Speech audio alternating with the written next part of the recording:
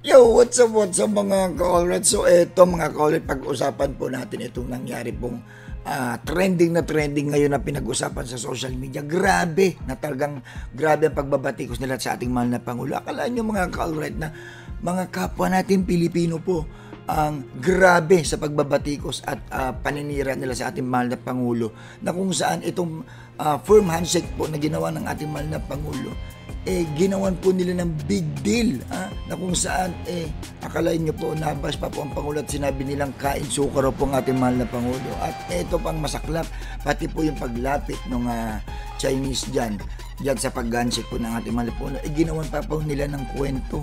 Tandaan nyo po mga ka-alright, kapwa po natin Pilipino ang mga gumagawa ng kasiraan na to sa ating mahal na Pangulo, na imbis na sana matuwa sila dahil ang ating mahal na Pangulo, sa kabila po ng sigalot na nangyayari dyan sa West Philippine Sea, sa kabila po ng mga nakaraang pagsasalita po ng ating mahal na Pangulo na paninindigan natin dyan sa West Philippine Sea, na hindi ko naman po nakikita na naghahamon ng away po ang ating Pangulo.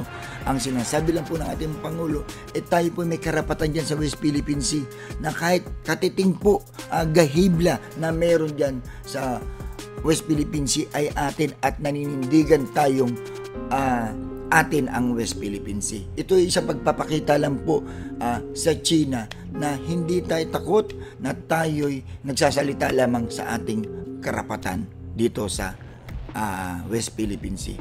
Ito po ang nangyari mga ka-alright. Imbis na matuwa po sana ang mga kababayan natin na bumati ko sa ating mahal Pangulo, siniraan pa po ng siniraan dito, na hindi po nila alam mga ka-alright.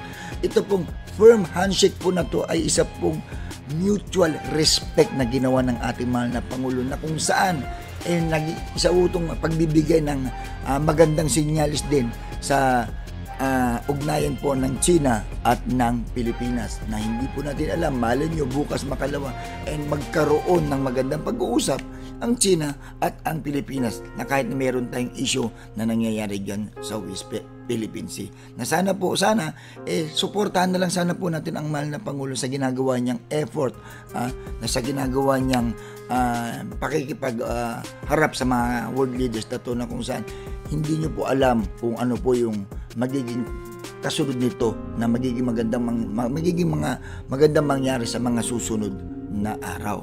Sana po sinuportahan na lang po natin ang ating mahal na Pangulo, dahil ito po ay pagpapakita na bilang isang Pilipino, kahit anong nangyayaring problema sa bayan natin, may mga bansang ganyan na nabubuli tayo, pero nagpapakita pa rin po ng ating Pangulo ng isang tunay na Pilipino, palakaibigan at mapagmahal sa kapwa. Sana po sa mga bumabatikos po sa ating mahal na Pangulo, tanungin ko lang ho kayo, kailan ho ba nyo ipinaglaban ang West Philippine Sea? Nanindigan ho ba kayo sa karapatan na meron tayo sa West Philippine Sea?